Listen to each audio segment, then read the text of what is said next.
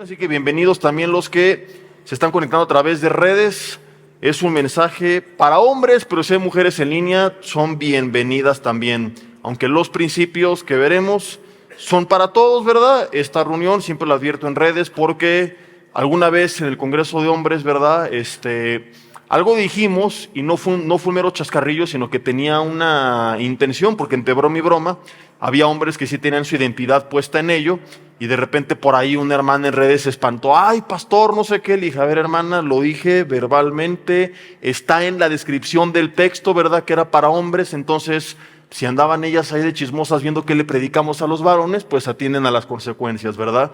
Como cuando los jóvenes se meten a prédicas de matrimonios y salen más tropezados que edificados, sobre todo cuando hablamos de temas que tienen que ver con la intimidad matrimonial. Entonces, vamos a orar. Dios, te damos gracias en esta noche porque estamos con bien reanudando estos estudios de varones entre semana. Pedimos tu dirección en esta hora. Reconocemos que sin tu guía, Espíritu Santo de Dios, no podemos ni entender tu palabra y mucho menos ponerla en práctica. Así que pedimos que nos des la sabiduría para comprender, para poner en práctica y el poder para lograrlo, Señor. Danos las fuerzas y que seas tú obrando ese dominio propio en nosotros para poder vivir lo que hoy aprenderemos. Pedimos que seas tú la única influencia ejercida sobre nosotros y que todo tipo de distracción, de estorbo, de barrera sea quitada del medio en esta hora, Señor, y que nada se interponga entre tu palabra y nosotros. En el nombre de Jesús, te damos gracias. Amén y amén. Y bueno, pues quiero compartir un mensaje que yo creo que si hiciera un recuento, porque generalmente es muy difícil que una persona como que dé exactamente la misma prédica, ¿no? Ni siquiera los domingos que repetimos el mensaje llegan a salir igual. Ahí el equipo de media, Iván, son testigos de que a veces les digo, ay, me gustó este más que el otro, pero en este tenía que en este faltó, y quisiéramos hacer una mezcla de los dos, ¿no? Aunque la esencia es el mismo, pues siempre ejemplos, etcétera, salen diferentes, a menos que lo leas tal cual de corrido, que los digas de memoria, pero yo no lo recomiendo. Dicho sea de paso, voy a empezar ya mero un estudio de homilética, que es cómo preparar y compartir un mensaje. Yo tengo un grupo de discípulos en un estudio cerrado que tenemos los martes, y este año se va a hacer abierto con ciertos requisitos, ¿verdad? Para personas que llevan ya cierto tiempo congregándose, que se están discipulando, y estoy por definir si poner como requisito que están sirviendo o no.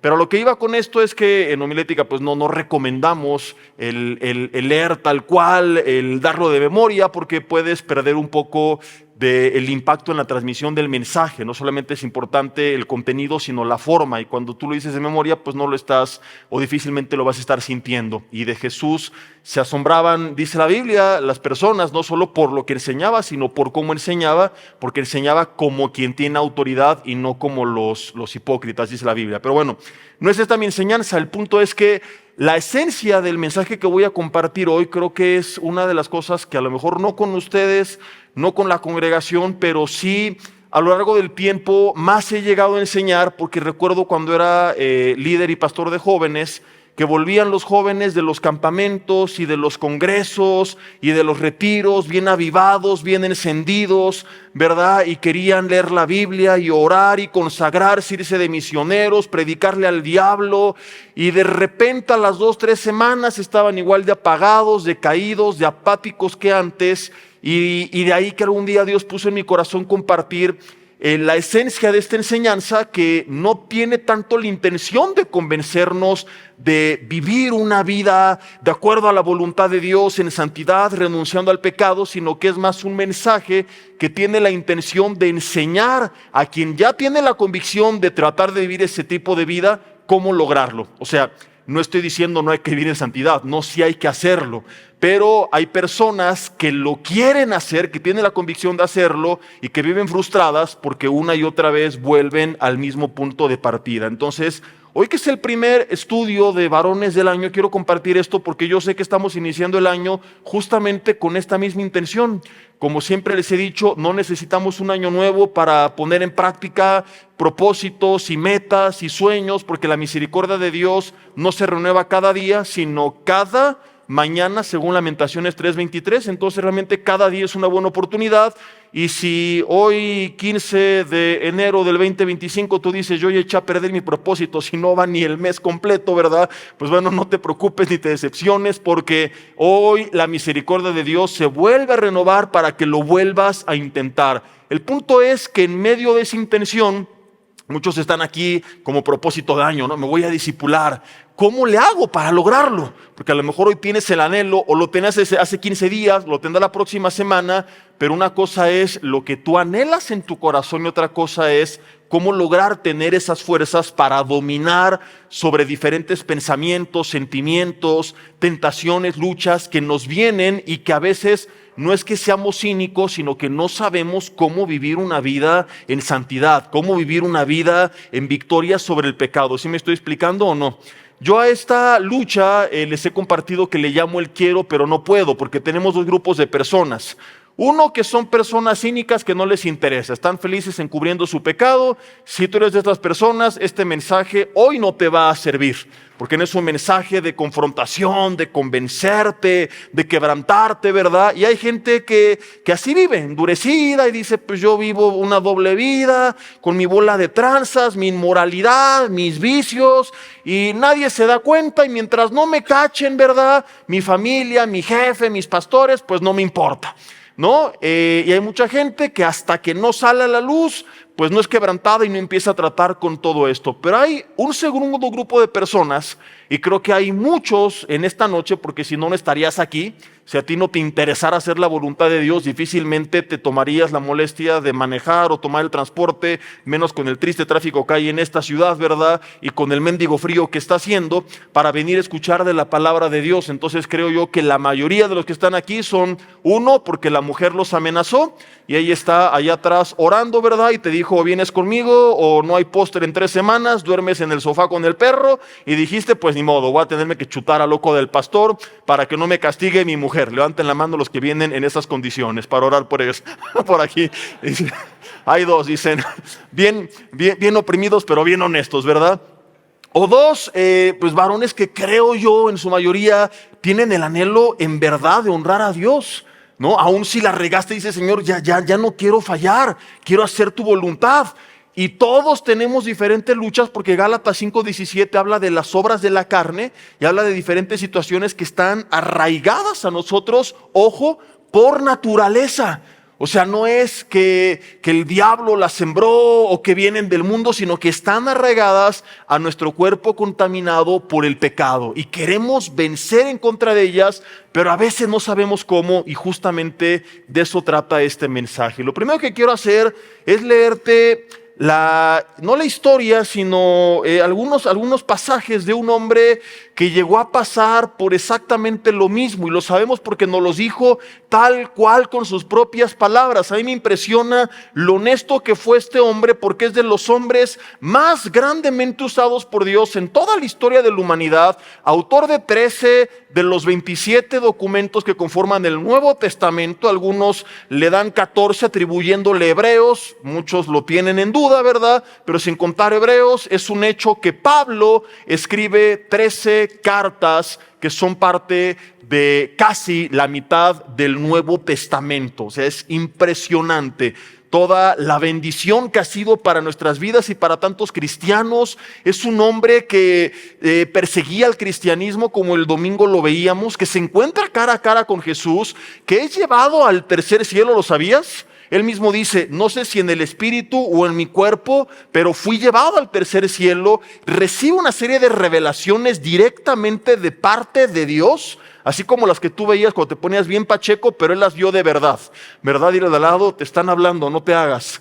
Y después regresa a buscar a los discípulos, a la iglesia en Jerusalén, se pone a sus órdenes y es de gran bendición para el cristianismo y predica por todo el mundo entonces conocido. En fin, podríamos suponer que un hombre de este calibre pues andaba flotando en el aire, ¿no? O sea, el brother tuvo revelaciones directas de Dios en el tercer cielo. A veces tú no oras ni por los alimentos. el Señor no te ha hablado jamás en tu vida, ni a la Biblia le entiendes, y visualizas este cuate que dices, fue llevado a la presencia de Dios, pues imaginas que es un hombre que jamás en su vida cometió ningún error, intachable, pero con una humildad tremenda. Él nos cuenta que también tenía esta lucha, pero que nos da la estrategia de cómo poder vivir en victoria. Entonces te quiero leer un poco de lo que dice en Romanos capítulo 7, y sabemos que la tenía, porque algunos dicen, paréntesis, no, está enseñando un principio doctrinal. No, él habla en primera persona. Entonces claro que nos explica cómo vivir en victoria, pero en primera persona dice, versículo 15 del capítulo 7 de Romanos 7:15, dice, porque lo que hago, no dice lo que hacemos, lo que algunos hacen, él está hablando en primera persona. Lo que hago, o sea, la par que nos está enseñando, sí, doctrina, también está contándonos parte de su vivencia. Dice, no lo entiendo, pues no hago lo que quiero, sino lo que aborrezco, eso hago. ¿Te ha pasado esto o no? Que tú dices, es que ya quiero dejar el cigarro, ya quiero dejar de andar de borrachote y de mala copa, porque me pongo bien mal con mis compadres el fin de semana, y le prometí a mi mujer y le dije que este año iba a ser un hombre nuevo, y otra vez ayer llegué igual, ¿verdad? Y en vez de arrepentirte le dijiste, mujer, es que descubrí que al hombre nuevo también le gusta el chupe, ¿no? Hay hombres así. Dice, sí es un hombre nuevo, pero también le gusta el trago. Y has querido, hoy ríes, pero cuando estás luchando sufres. Y todos tenemos diferentes luchas, y es frustrante cuando tú aborreces algo y dices, ya no quiero ser igual de rencoroso, ya quiero dejar mi avaricia, ya no quiero poner mi contentamiento en las cosas materiales, ya quiero dejar de ser inmoral, ¿verdad? Le prometiste a tu mujer que este año le dejarías de echar ojitos a tu compadre, voltea al de al lado y dile, te están hablando, ¿no? Pero se te apareció el compadre y otra vez se te hizo agua a la canoa, ¿no? Y lo que no quieres hacer, lo vuelves a hacer. No vuelvo a hacer esa tranza, y volviste a hacer esa tranza. No vuelvo a andar de mirón ahí en las redes sociales con las muchachas, y otra vez. Y lo que aborreces, lo que tienes la convicción de no hacer, muchas veces resulta que lo vuelves a hacer. Y te decía al principio, es frustrante, porque no estás del lado de los cínicos que dicen, voy a vivir una doble vida, nadie me va a cachar, no, sino que tú en verdad, en tu espíritu, anhelas hacer la voluntad de Dios. Has venido esta noche porque tienes la intención de conocer más del Señor. Iniciaste este año diciéndole, Dios, ayúdame a hacer tu voluntad, y lo que aborreces, resulta que lo vuelves a hacer. Y te propusiste este año lo mismo que el pasado, y el pasado, el antepasado, y quizá algunos llevan décadas y nomás no saben cómo. Y han orado por ti, ya te liberaron, te sacaron como a 7 legiones, resultaste ser pariente del Gadareno, te ungieron con aceite, con aguarrás, con gasolina, te prendieron fuego, has venido a todos los seminarios, viniste al Congreso de Mujeres con peluca, ¿verdad? Estás dispuesto a casarte para ir a los seminarios de hombres, de matrimonios, perdón, si fuera necesario, y dices, ¿qué tengo que hacer? Te han recomendado libros, tomaste cursos, viviste unas semanas haciendo la voluntad de Dios, pero volviste a la misma situación. Dile al de al lado, no eres el único, compadre. Al Pablo, ¿a quién? Digan conmigo, al Pablo. Pero así, con ese respeto, al Pablo. Al Pablo también le pasaban estas cosas.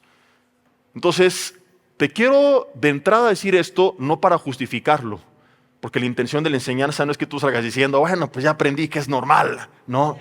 Y pues ni modo. Y más adelante dice que no soy yo, que es el pecado que mora en mí. Ya ves, mi amor, no fui yo el borracho, es el pecado que mora en mí. No es que el querer hacer el bien está en mí, pero no el hacerlo, porque lo dice después. No, lo digo no para justificar, sino para que no dejes que Satanás te gane la batalla en el campo de terreno, primeramente en la mente. Porque muchos, llenos de culpa, de condenación, de vergüenza, toman la errónea salida de concluir, yo no sirvo para las cosas de Dios, yo nunca voy a vivir en victoria. Ya es una vergüenza que le he pedido a Dios 236 veces perdón por lo mismo. El año pasado, de los 52 domingos, lloré 38 por el mismo pecado. Y conclusión, soy un farsante, charlatán. Yo no sirvo para las cosas del Señor. Las cosas de Dios son para algunos querubines, arcángeles, como el de al lado, que se ve que no rompe ni un plato, ¿verdad? Que él sí lleva una vida correcta, pero pues yo no sirvo para esto. No, quiero que entendamos que es una lucha natural, que todos vamos a enfrentar porque vivimos en un cuerpo contaminado por el pecado, que está lleno por naturaleza de las obras de la carne, y aprenderemos cuál es la estrategia que Pablo da y complementándola con las palabras de Jesús para poder vivir una vida en victoria. Pero primero quiero que entendamos la raíz del problema. Por no entender la raíz del problema, muchos no saben cómo enfrentarlo, y es como cualquier partido. Antes de salir al campo de juego, tú tienes que estudiar al rival para planear la estrategia. Si no sabemos contra qué estamos luchando, no sabemos cómo enfrentarlo. Y muchos cristianos siguen cayendo y cayendo y cayendo y cayendo, y no logran vivir en victoria porque creen que la lucha es solamente contra el mundo, solamente contra el diablo. Y quiero decirte, tu enemigo más grande es la persona que miras cada día frente al espejo. Digan conmigo, uyuyuy, ay, ay, ay. Ese desgraciado es al que tienes que acabar. No a ti, sino a la carne contaminada por el pecado, en la cual habita el espíritu que Dios te ha dado. Y la tienes que dominar a la desgraciada. Pablo decía, pongo mi cuerpo en servidumbre. Y él hablaba de cómo pelear y cómo el deportista de todos abstiene y el deportista se disciplina y el guerrero también. Y hace varias analogías de cómo pelear contra nuestra propia carne y someterla al dominio del Espíritu. Y vamos a seguir viendo esto. Romanos 7, versículo 16 dice, y si lo que no quiero esto hago, apruebo que la ley es buena, de manera que ya no soy yo quien hace aquello, sino el pecado que mora en mí. ¿Qué mora en nosotros? El pecado. Entonces, cuando venimos a Cristo, lo que nunca nos dijeron es que somos renovados espiritualmente. Hay una doctrina que es la de la regeneración, y qué bueno que te la sepas, pero de poco te va a servir en la vida diaria si no sabes que esa regeneración es únicamente en tu espíritu. Somos espiritualmente regenerados, pero en nuestra carne no somos regenerados, somos degenerados. Nuestra carne sigue siendo carne. Vienes a Cristo, cambia, eres renovado espiritualmente, pero tu carne sigue siendo carne. Puedes resistir al diablo y Santiago dijo, huirá de ti, pero hasta tu último suspiro seguirás habitando en ese cuerpo contaminado por el pecado. Por no entenderlo es que tantos grandes hombres de Dios caen. Les conté en varios sermones el año pasado, en los últimos meses, ¿verdad? De diferentes casos de pastores de diferentes denominaciones, porque fue bien chistoso que primero hubo una desbandada de caídas de pastores pentecostales. Entonces algunos bautistas decían, ya ven, herejes, blasfemos, no sé qué, y de repente hubo una desbandada de caídas de pastores bautistas y los pentecostales ahora atacándole. La verdad es que ninguno de los dos tendría que gozarse. Porque es triste para todos, porque todos, si creemos en Jesús como nuestro Salvador, somos hermanos a pesar de nuestras diferencias. Y yo tengo pastores y amigos y hermanos que amo de las dos denominaciones, y puedo sentarme a la mesa y platicar y debatir sanamente de nuestras diferencias y cambiar nuestras opiniones, ¿verdad? Y que tengamos algunas diferencias no nos hace enemigos para estarnos atacando y gozando de que uno o el otro cayó. Y a mí me duele que de ambos bandos caigan, porque conozco a personas sinceras de ambos bandos, a lo mejor equivocadas en algunas doctrinas, pero que en su corazón han reconocido a Jesús como su Señor y Salvador, y que creen que la salvación es por gracia, por medio de la fe. Y eso es lo que nos hace hermanos. Y lo que más bien deberíamos de ver es que Satanás y el pecado no respetan denominaciones. Y no importa de qué denominación eres, y no importa a qué iglesia vayas, si tú no tienes cuidado, que fue lo que le pasó a estos hombres, algunos ya dan testimonio en retrospectiva y dicen, lo que sucedió es que nos quemamos, nos saturamos de tanto ministerio, de tanto activismo, de tanto trabajo, que descuidamos nuestra relación personal con Dios, y entonces es que vino la caída. Olvidaron que su carne seguía siendo carne y creyeron, como Dios me usa y ando por aquí y por allá y el Señor me revela y me ilumina y me dirige y me habla, entonces se creyeron la cuarta persona de la Trinidad. No decían, ahí está el Padre, el Hijo, el Espíritu Santo y yo. No, somos hijos de Dios, renovados espiritualmente, pero vivimos en un cuerpo contaminado por el pecado, que si no tenemos cuidado, va a volver a ser de las suyas. Seguimos leyendo, versículo 18, fíjense. Y yo sé que en mí, esto es en mi carne, no mora el bien, porque el querer el bien está en mí, pero no el hacerlo. Entonces, mucha gente tiene esta idea, el ser humano es por naturaleza básicamente bueno. Error. El primer paso para poder vivir una vida en victoria es entender esta triste realidad. El ser humano por naturaleza es básicamente malo. Si yo no entiendo esto y me confío y creo, ay, porque soy Jesse Bermúdez, pastor, predico los domingos, enseño la palabra, soy bueno, no voy a caer, voy a caer. ¿Cuál es el primer paso para no caer? Estar consciente de tu vulnerabilidad. Pablo dijo, el que crea que está firme, mire que no caiga. Primer paso para caer es creer que no vas a caer. Cuando tú dices, no hombre, llevo ya 10 años en victoria, todo lo que va del 2025, ya la armé, 2 semanas sin tocar el cigarro, 3 meses sin emborracharme, ¿verdad? 6 meses sin echarle ojitos a mi compadre. No importa el tiempo que lleves, tantito tú te descuidas y tu carne va a volver a ser de las suyas. Te contaré al final lo que le pasó al rey David, pero tú conoces la historia. ¿Por qué? Porque nosotros, dice la Biblia, no está el bien, está el mal. Lo que tenemos que entender, decir, Señor, mi carne es perversa, tiene un carácter de la fregada, está llena de vicios, de inmoralidad, de deseos perversos. No son las obras del satanismo, del mundo. Gálatas 5:17 habla de iras, contiendas, disensiones, pleitos, un montón de pecados, inmoralidad, de espiritismo que están arraigados, idolatría, hechicería a la carne, que en algunos se van a manifestar más en otros que en otras personas, de acuerdo a su trasfondo familiar, social, su historia, pero son cosas con las que vamos a lidiar por naturaleza. En nosotros no habita el bien. Quítate esa idea de soy bueno. Y no es de que te agarres un látigo y soy malo, infeliz, desgraciado. Pero es pararte frente al espejo y decir, carne, ya sé quién eres y no voy a dejar que te hagas de las tuyas, porque te voy a tener a raya el resto de tus días. Seguimos leyendo y dice el versículo 19, porque no hago el bien que quiero. O sea, no solamente hacía lo que aborrecía, sino que además el bien que quería, dice, no lo hago, sino el mal que no quiero, eso hago. Entonces tienes la intención de hacer el bien y no hacer el mal. Por eso te dije, el mensaje no trata de convencer. Hay gente que ya está convencida, pero no sabe cómo hacerle. El mensaje es ilustrar el problema y dar soluciones. Si tú no estás convencido, es otro sermón el que necesitas. Pero si tú sientes esto que Pablo dice, es que quiero hacer lo bueno y quisiera orar y leer y congregarme y predicar y alabar a Dios y pasar más tiempo con Él y dejar de hacer lo malo, pero lo hago al revés, lo que no quiero hacer, lo hago, y lo que quería hacer no lo hice. Dice, seguimos leyendo, nos quedamos en el 19, porque no hago el bien que quiero, sino el mal que no quiero, eso hago. Y si hago lo que no quiero y no lo hago yo, dice, sino el pecado, ya no lo hago yo, perdón, sino el pecado que mora en mí.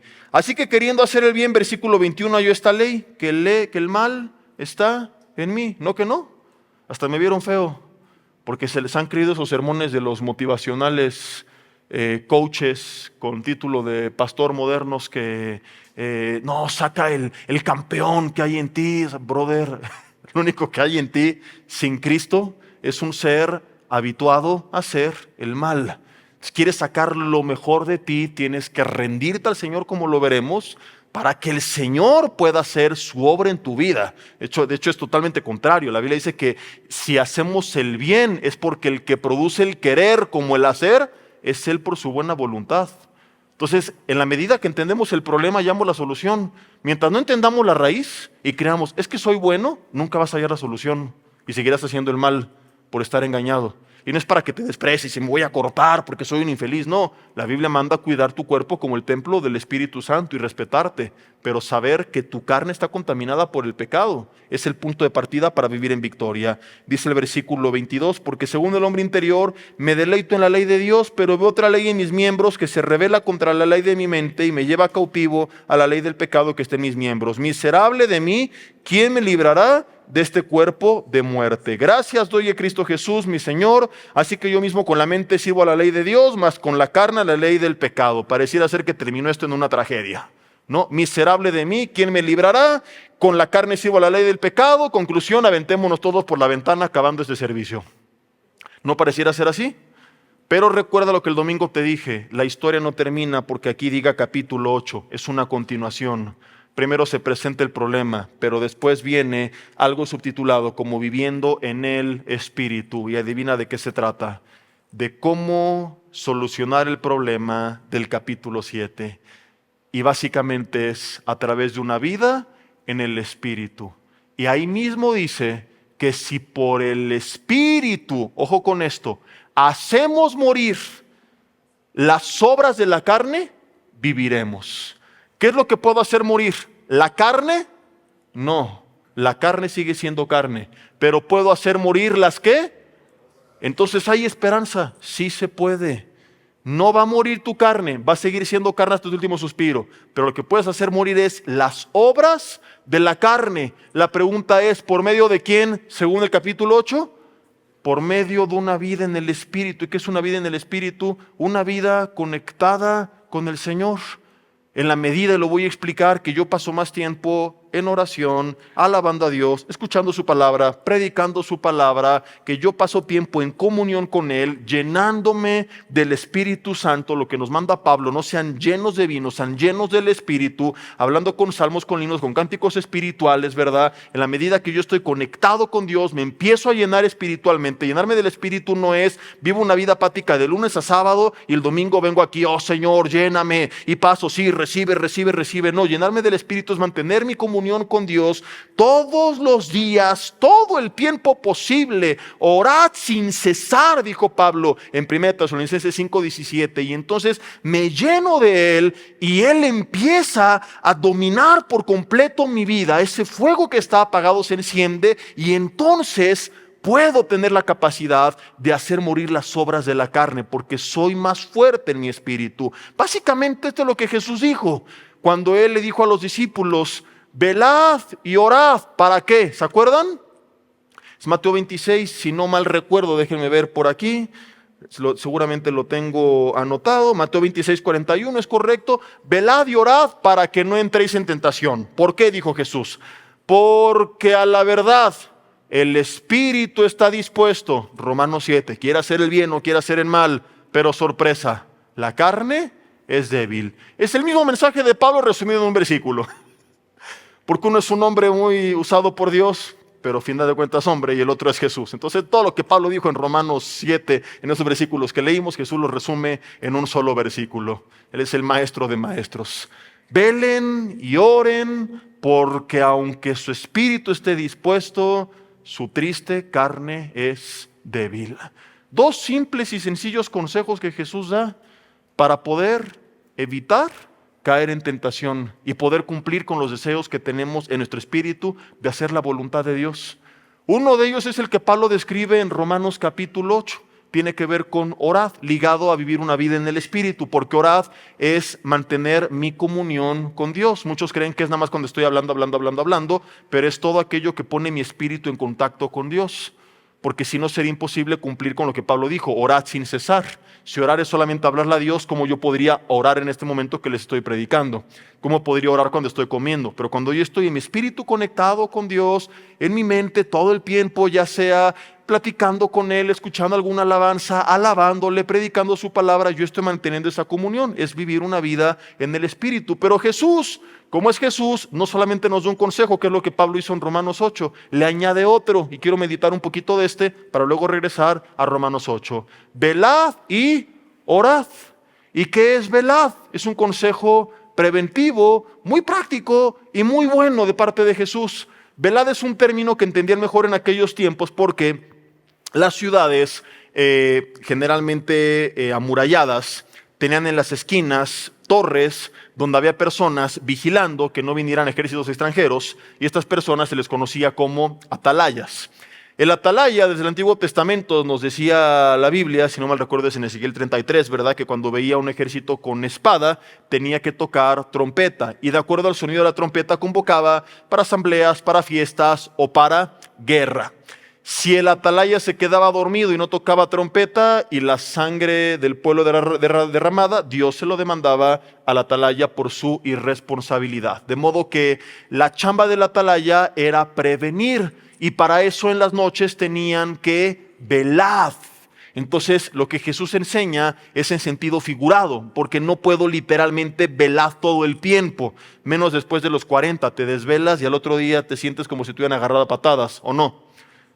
¿Sí o no? Los chavorrucos confesemos nuestro nuevo estatus. Antes nos desvelábamos, no pasaba nada, ahora te desvelas y al otro día sientes que te agarraron a patadas o algo por el estilo. Entonces es en un sentido espiritual, es el estar atento como el atalaya, con los ojos abiertos. No me puedo dormir, no puedo bajar la mirada. Eso le llamaban estar en vela, y es lo que me está enseñando. No puedo andar por la vida todo tarugo, sino que tengo que estar atento con los ojos espirituales, viendo toda tentación, todo peligro, para que cuando venga la espada no me agarre por sorpresa. Porque ¿qué crees? Que si la tentación te toma por sorpresa, difícilmente la podrás evitar. De modo que lo primero que Jesús nos enseña, y te lo voy a confirmar con 3 evidencias, es que para evitar caer en aquello que aborreces, lo más sencillo no es esperar a enfrentarlo, sino tratar de alejarte de lo que estás enfrentando.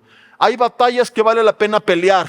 El pecado no es una de ellas. Tú no puedes perder una pelea que no peleaste. Tú no puedes perder una batalla que no luchaste. Entonces hay cosas por las que tenemos que luchar. Cuando se trata del pecado, no hay que hacerle al valiente. Lo mejor es salir corriendo y evitarlo. Si estoy equivocado, ¿por qué? Evidencia número 1. Jesús en el Padre Nuestro nos enseñó, Padre Nuestro, y acerca de la tentación, su oración fue, ¿danos la victoria sobre la tentación? No, sino no nos dejes caer en tentación. Evangelios paralelos, no nos metas en tentación. Evidencia número 2, Pablo a Timoteo, 2 Timoteo 2:22. Timoteo, vence, tú que eres un hombre de Dios, porque era su mano derecha. Sobre las pasiones juveniles, le dijo, huye. La palabra huye, del griego feugo, significa darse a la fuga. Sal corriendo, escápate. Evidencia número 3, cuando la esposa de Potifar tienta a José y quiso probar las carnitas hebreas, ¿qué hizo José? ¿La dominó o huyó? Estaban solos en casa, él como varón la pudo haber sometido. ¿Por qué es que salió corriendo? Yo siempre he creído que es por esta razón, porque si se queda cae. Porque las esposas de los faraones estaban, dile al de lado, como te la recetó el pastor. O sea, si eres soltero, tú clamarías porque el Señor te envió una así, ¿verdad? Dirías, amén, aleluya, gloria a Dios en las alturas, miren cuán grandes cosas ha hecho el Señor, escribió el salmista. Entonces, ella se acerca y recuerda que se quedó con sus vestidos, o sea que se acercó demasiado. Y José, yo pienso que por un instante titubeó y como dice el dicho, patitas, ¿para qué las quiero?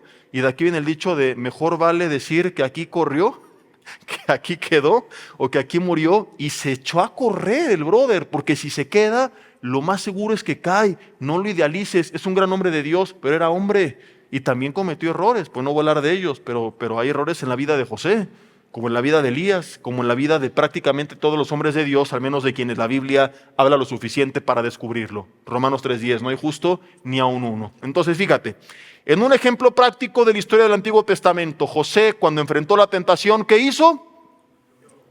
¿Qué hizo? En un consejo pastoral de Pablo a su mano derecha, Timoteo, cuando se trata de enfrentar la tentación, el consejo es, y en la oración de Jesús, la petición cuando se trata acerca de enfrentar la tentación es evitarla. La oración de Jesús, la recomendación de Pablo a Timoteo y la historia de José confirman que lo que Jesús enseña en Mateo 26:41 es exactamente esto. Velad habla de estar atentos para evitar la tentación, porque no era lo mismo que el ejército invasor llegara y tomara de sorpresa la ciudad, todos modorros, como la historia de Troya, dormidos, con la guardia abajo, a que tocaran trompeta y estuvieran bien armados, o en su defecto se escaparan por la puerta trasera, que también llegaba a suceder, o sacaran a mujeres y niños, o se escondieran. De alguna forma, la probabilidad de salir victoriosos era mucho mayor que si los agarraban desprevenidos. ¿Qué es lo que tengo que hacer? Muy sencillo. En este momento estamos en lo que yo llamo punto A, cuando tú tienes la intención de vivir una vida de acuerdo a la voluntad de Dios. Cuando ya valiste, ya caíste, es el punto B. La pregunta que tienes que hacerte es, ¿cuál fue la delgada línea que separa el punto A del punto B? ¿En qué momento mis pensamientos de vivir en santidad, de no fumar, de no tomar, de no hacer esto, de no hacer aquello, en qué momento se cambiaron y en qué momento crucé esa línea? Y la idea no es acercarte al borde de la línea, sino mantener tu distancia. Dice Proverbios 22, ahorita se los confirmo, versículo 3, que el avisado ve el mal y se esconde, pero el simple, que en el hebreo significa el tonto, pasa y se lleva el daño. Entonces tú vas camino al trabajo y vas por una calle oscura que te va a reducir 20 minutos que si vas por una avenida mucho más transitada e iluminada. Y llevas años y no ha pasado nada, pero de repente te enteras que empiezan a asaltar y tómala papá, te asaltaron. ¿Qué haría una persona inteligente al día siguiente? Decir, voy a comprar un cuchillo y un bat de béisbol y mañana que salgan esos 3 monos, me los hurto. Porque ya fui 2 semanas al gimnasio y ya estoy bien fuerte y van a ver. ¿Eso es lo que harías tú? A menos que estés tarado. Pero una persona inteligente, porque eso es lo que habla la Biblia, el tonto, ¡ay, no pasa nada!, ¿verdad? Una persona inteligente dice, mejor le camino 20 minutos más que seguir transitando por esta calle. Entonces, con el pecado es lo mismo. A ver, ya caímos una vez, ya pasamos por esa calle, ya lo averigüé.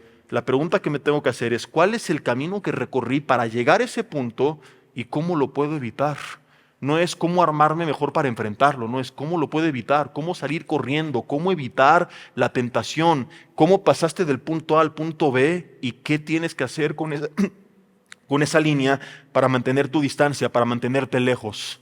Entonces pregunta que tú tienes que hacerte en tu lugar, ¿cuál fue tu línea? No la línea que te estás imaginando, porque algunos le hicieron, ahí está mi línea, pastor. No me refiero a esa línea. Y si fue, espero que ya no lo sea más. Y si no lo fue, qué bueno que nunca lo fue. ¿Cuál fue esa línea que cruzaste?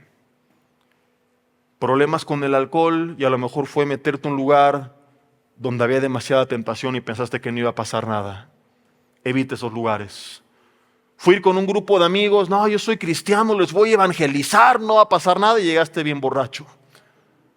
Entonces, no es que tendrás que ser religioso, ya no los quiero ver, pero verlos en un partido de fútbol, verlos en el cine, en unos tacos con tu familia, pero no en un lugar donde tú sabes que tu vida está en peligro. Caíste y engañaste a tu esposa porque empezaste a mandar mensajes incorrectos con una chica en redes sociales, con tu teléfono. Es muy común esto en las consejerías pastorales. De hecho, se hizo un estudio en Inglaterra y de los divorcios por adulterio, más del 50% tuvieron el origen del adulterio en el contacto a través de relaciones sociales. Muchas veces con ex amigos, ex amigas de la primaria, de la secundaria, ¿verdad? Ay, ¿cómo estás, amiga? Entonces, yo siempre por eso le he dicho a los matrimonios que un hombre no tiene que tener este tipo de comunicación, que nuestras redes y teléfonos y claves y cuentas con nuestra esposa tienen que ser compartidas. Mi esposa puede perfectamente entrar a mi teléfono, compartimos contraseñas prácticamente para todo. De hecho, a veces ella se le olvidan las suyas, así que le digo, mira, ya pon la mía, y no tenemos nada que ocultarnos, no tenemos nada que encubrirnos. Hay hombres cínicos que me han dicho, no, es que mi privacidad, es tu privacidad tu abuela. Ni que fueras agente de la CIA o del Servicio Secreto de Estados Unidos. No seas payaso. Sé en buen plan, dile al de al lado, no seas sangrón, dale un zape. No seas sangrón. Y mi privacidad. Me lo han dicho, te lo prometo. O sea, privacidad con la mujer con la que compartes la cama. ¿No es lo más ridículo que has escuchado en la vida?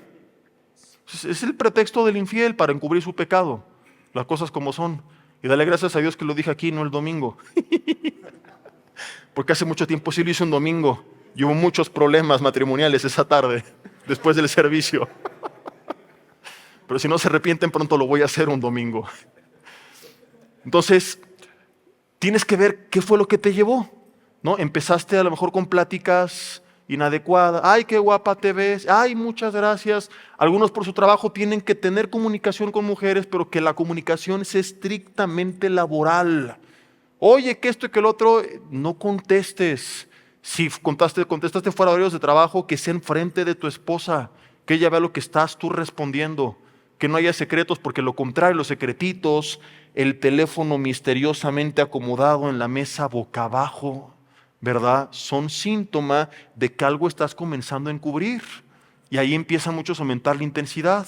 Los mensajitos, es que ella sí me entiende, las fotos, y terminan cayendo en pecado, aún dentro de la congregación. Yo supe el caso de dos familias que eran familias de amigos. Y resulta que empezaron a tener problemas matrimoniales sin compartírselo mutuamente, pero adivina qué pasa. El hombre de la familia A empieza a verse con la mujer de la familia B. Y el hombre de la familia B a verse con la mujer de la familia A. Ay, cómo sufro. Ay, yo también sufro. No me digas, sí te digo, amiga, amigo, ay, vamos a consolarnos. Y adivina qué pasó. No, mejor no adivines. Eso pasó. Entonces, por eso tenemos, por ejemplo, aquí en Villanueva la política de consejerías privadas, hombres con hombres, mujeres con mujeres. El domingo ves que a veces se acercan hermanas, atendemos públicamente, pero en privado, si no está nuestra esposa presente, alguna otra mujer, de preferencia mujeres con mujeres, hombres con hombres, para guardar el testimonio, para evitar calumnias y justamente para evitar jugar con fuego. Salomón decía, jugar el hombre con fuego sin que sus vestidos ardan, caminará sobre las brasas sin que sus pies se quemen. Entonces no puedes agarrar, no, soy muy fuerte espiritualmente y no va a pasar nada. Tráiganme a todas que yo las aconsejo. Vas a caer. En el trabajo, oye, que le empecé a compartir una hermana y está interesada, se la presentas a tu esposa o a alguna líder de la congregación para que le dé seguimiento, porque el diablo de ahí te puede agarrar. Entonces tienes que tener mucho cuidado. Que caíste con pornografía, bueno, ¿qué fue lo que te llevó a caer? Empezar a ver fotos en redes sociales, empezar a estar a solas ahí con tu teléfono, con tu tablet, con tu computadora. Entonces evite esos momentos. Llega a tu habitación y desde que entras ponte alabanzas, ponte alguna predicación, cómprate unos buenos audífonos para que desde que ya estés entrando a tu casa, estás en la calle y estés todo el tiempo con la palabra y que te mantengas en el punto A. En el punto en el que estás ahorita, en la palabra. Y así vete a la casa con la palabra y llega con la palabra y duérmete con la palabra y métete a bañar y cómprate una bocina Bluetooth y ponte la palabra. Invierte en tu vida espiritual. Dile al lado, pon la mano en el hombro y dile, espíritu de macanés. Y le suéltalo. No, gastamos para pura tontería y dale un buen uso a estas cosas. Entonces, si todo el tiempo estás con la palabra, en alabanza, en oración, en comunión, te mantienes en el punto A y es mucho más difícil caer. Además de que tenemos también recursos, ¿no? Libertad en Cristo, los grupos de ayuda también para personas que están luchando con estas cosas. Hay libros, la batalla de cada hombre. Hay muchas herramientas, ¿verdad? Que tenemos que te pueden ayudar, pero estos son simplemente los consejos de punto de inicio que nos esté enseñando la palabra de Dios. En este caso Jesús, velad, estar atento, estar teniendo mucho cuidado del peligro, de todo aquello que tú sabes que te puede llevar a esa situación de vulnerabilidad. No te acerques al precipicio, como las personas que van a tomar una selfie y no pasa nada y se caen y muchos, aunque no me lo creas, se matan. Y es lo que pasa con muchos cristianos. No, pienso que puedo jugar con fuego. Voy a ver estas fotos, no pasa nada. Los solteros, voy a ir con mi novia al cine y nos vamos a sentar hasta atrás en la esquinita porque allí se ve mejor. No, papá, vas a pedir 5 boletos. Perdón, van a ser 9 boletos. ¿Por qué? Y en medio del cine. Porque en un extremo vas a ir tú y en el otro extremo va a ir tu novia. En medio de ustedes van Mateo, Marcos, Lucas, Juan, el Padre, el Hijo y el Espíritu Santo, separándolos, ¿verdad? Llévate un chaperón, haz lo que tengas que hacer, pero no compres ni hasta adelante ni hasta atrás, porque lo último que vas a hacer es ver la película. Acabo de ir el fin de semana pasado con mi esposa, con mi hija, con mi sobrino al cine. Fuimos a ver la de Mufasa, que se las recomiendo por cierto. Y tuve que ir al baño a la mitad de la película y de regreso la parejita que estaba hasta adelante en la esquina, adivina qué estaba haciendo. Todo lo que te imagines menos ver la película. Si tienes hijos adolescentes, cuando vayan al cine, pregúntales de qué se trató. Porque algunos chamacos agarran el cine de motel, porque ahí están oscuros y están a solas y la gente no los está viendo. Entonces tú no seas de esos. Evita caer en tentación. Les he dicho a los jóvenes, tus papás salieron y te quedaste con tu novia solo ahí en la casa. ¿Qué hacen muchos papás? Ay, mi hijito es bien espiritual, pastor, se quedaron orando. En lengua seguramente están orando. Hasta van a practicar la doctrina de la imposición de manos. Va a caer el fuego y no el del cielo, y dentro de 9 meses por sus frutos los conoceréis. Entonces sal corriendo. Mamá, no me dejes solo. ¿Y qué? No puedo confiar en ti. No confío en mí, pero no en mi carne. Cuida a tus hijos también. ¿Con quién están? ¿Qué hablan? ¿Qué piden el teléfono? Muchos indignan. ¿No confías en mí? Ni tú debes de confiar en ti. Hoy estamos aprendiendo que ni tú tienes que confiar en ti. O en tu carne. Entonces dile, sí, confío en ti, pero no en el diablo. Y te va a tentar y cuando lo haga quiero estar ahí para ayudarte. Cuando tu carne te tiente quiero estar ahí para ayudarte.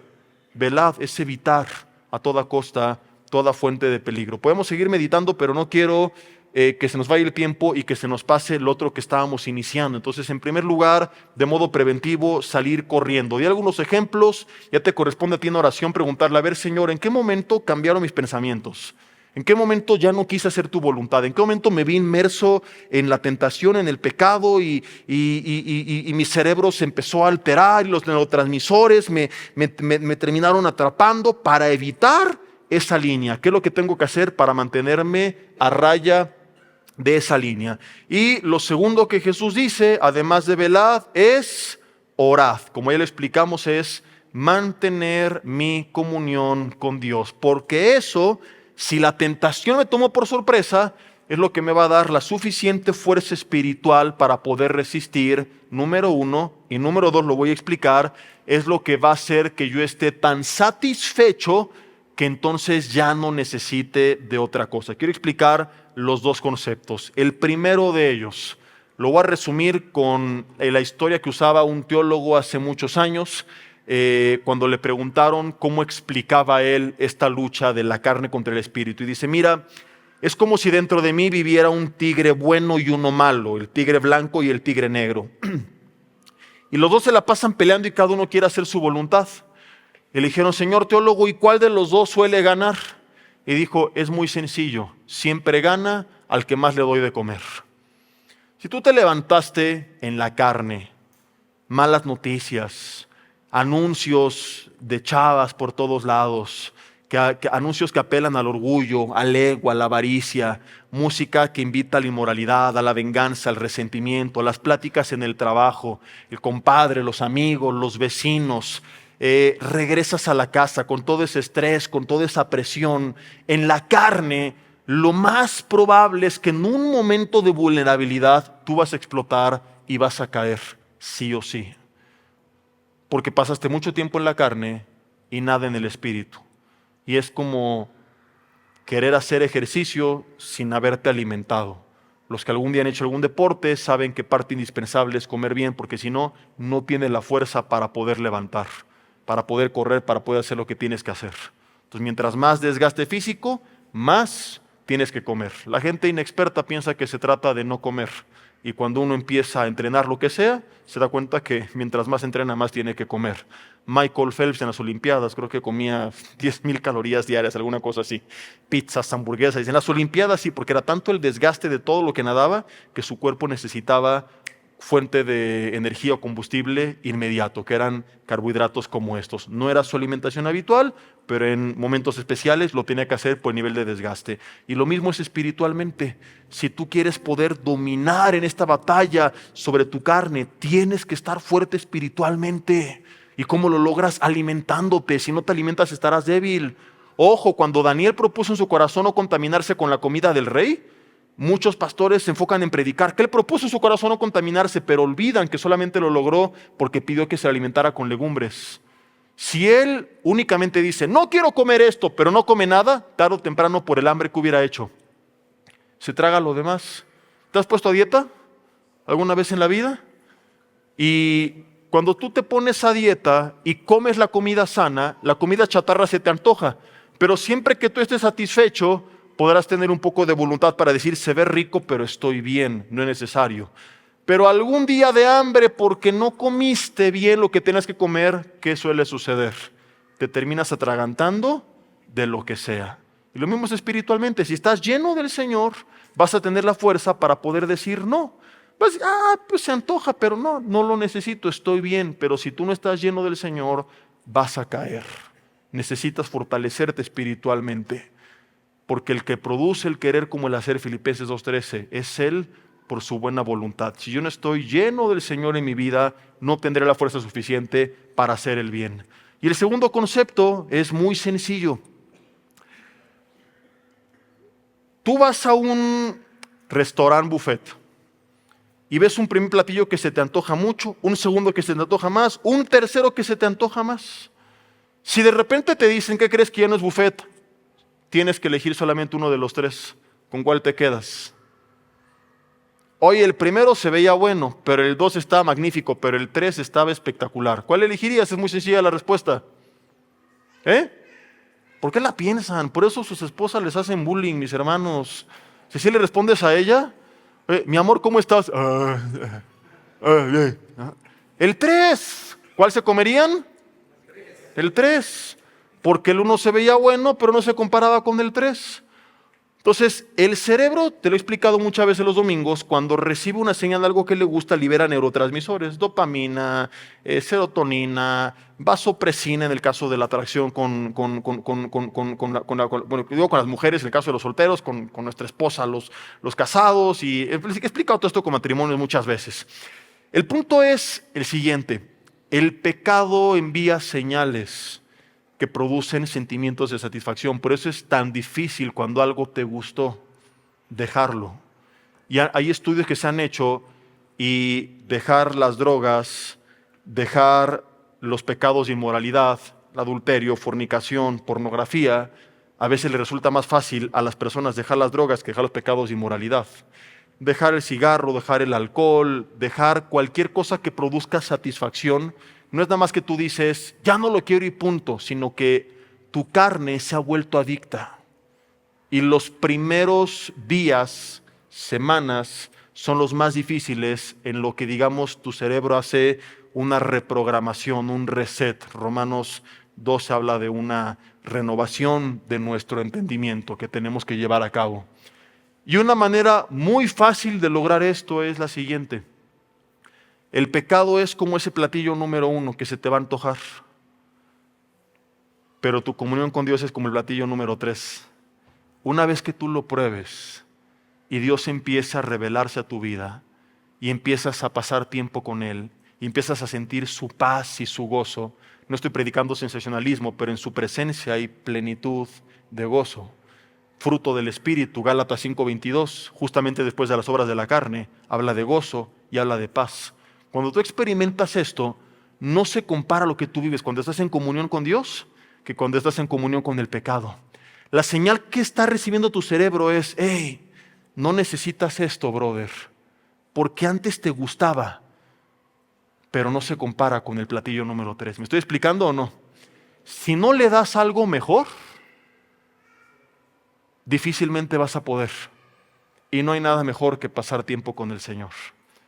Cuando descubras ese deleite de cerrar tu puerta, apagar la luz y poner alabanzas y adoraciones y doblar tus rodillas y estar en lo que llamamos en su presencia, estrictamente hablando está mal dicho porque su presencia habita en nosotros, pero poder estar en comunión con Él y estar en su palabra y empezar a ser de bendición, comenzar a servir, pasar tu tiempo ahora enseñando a otros, orando por otros, discipulando a otros y empezar a ver cómo Dios usa tu vida, compartir con tu familia. Cuando Dios empieza a usar tu vida, el nivel de satisfacción va a ser tan grande que ahora a eso te vas a volver adicto. Que vas a decir, quiero más tiempo para hacer más de esto. Y te vas a dar cuenta que el otro, pues a tu carne le gustaba, pero que no se compara con el nivel de satisfacción de lo que tú experimentas cuando tú estás metido con el Señor. Por eso es que es importante que entendamos lo que significa velad, como ya lo vimos, y orad.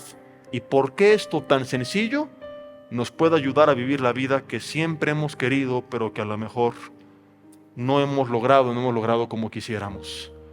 Concluyo con lo que dije al principio: no es que tu vida no sirve, no le hagas caso al farsante de Satanás. Claro que puedes lograrlo, pero no en tus fuerzas, sino en el Señor. Cierra tus ojos ahí en tu lugar y vamos a orar. Y dile conmigo: Señor, te doy gracias por tu palabra en esta noche. Y te pido perdón por todas las veces que he querido hacer lo bueno y no lo he hecho. Y que he sido apático, Señor, y no he demostrado el compromiso que con mis palabras he externado hacia ti. Perdóname por todas las veces también que quise no hacer lo malo y lo terminé haciendo. Dile: Señor, a veces tú sabes que hasta ya me da pena acercarme contigo y decirte la misma historia. Y quiero pedirte en esta noche, Señor, tu ayuda para poner en práctica estos dos conceptos y lograr vivir la vida que en mis fuerzas no he logrado. Hoy entiendo la lección de antaño, que no es con ejército ni con fuerza, sino con tu espíritu. Y reconozco que en mis fuerzas es imposible. Y dejo de verme como un ser básicamente bueno, que pueda hacer el bien, sino entiendo la perversidad que hay en la naturaleza de mi carne, contaminada por el pecado. Bajo la influencia de este mundo caído y del enemigo, me es imposible sin ti vivir en victoria, Señor. Hoy me queda claro que al no entender esto y confiar en que ya era bueno porque estaba en ti, me ha hecho errar y errar y errar, y pecar y pecar y pecar. Dile: perdóname, Dios, límpiame con la sangre de Jesús, purifícame. Recibo tu perdón y me libro en esta hora de toda culpa, de toda vergüenza. Y creo, Señor, que ante tus ojos soy limpio por la obra de Jesús en la cruz del Calvario. Y te pido ahora que me ayudes a hacer tu voluntad. Dios, tendré cuidado y viviré velando, alejándome de toda fuente de tentación. Todo aquello, hablamos hoy de cosas físicas, pero podríamos haber añadido todo aquello que trae malos pensamientos, malos sentimientos. A veces son cosas tan sencillas como hasta recuerdos que tienes, inclusive fotos que quizás sea conveniente guardar, lugares que solías visitar. A veces pueden ser canciones que escuchas y el sentimiento que producen en ti, películas que ves que generan en ti estados de ira, de violencia, de venganza, de depresión. Dile ahí en tu lugar: háblame, Espíritu Santo de Dios, y muéstrame cuál es esa delgada línea de la cual me tengo que alejar. Esa música, esos lugares, esas personas, ese tiempo. ¿Qué es aquello que me ha hecho romper la voluntad que tenía en el punto A y pasar al punto B, donde yo no quería fallarte, pero lo hice? Dile: Dios, dame sabiduría. Te lo seguiré pidiendo en oración. Y te pedimos, Señor, que tú hables a nuestras vidas y nos ilumines y nos muestres cuál es esa delgada línea, y que no juguemos con fuego, que no nos acerquemos al borde del precipicio de aquella línea, sino que mantengamos una distancia vasta y necesaria para garantizar que siempre estaremos del lado del punto A. Dile: Señor, voy a alejarme de aquella fuente de peligro para mi vida, de aquel precipicio. Esas amistades, no es que sea legalista y tengo que alejarme de todo el mundo, pero si no he logrado atraerlos a ti, más bien me atraen ellos al mundo, lo más sabio y prudente por un tiempo es alejarme. Esos videos que miro, esa música que escucho, esos lugares que frecuento, esas personas con las que platico, esas películas que veo, esas páginas que visito, esos dispositivos que abro a solas. Dile, Señor, voy a alejarme. Voy a huir de la tentación. Voy a correr del peligro. Entendiendo que esto es importante pero no suficiente. Y que en medio del proceso tengo que mantenerme en oración. Dile, Señor, voy a pasar más tiempo contigo. Y desde que me levante, ya sea que medite tu palabra, que ponga una alabanza, que platique contigo, que escuche una prédica. Si pudiéramos hacer todo, sería ideal, pero entiendo que durante el transcurso del día tengo que buscar la forma de mantenerme todo el tiempo posible, a través de todas las formas posibles, en contacto contigo,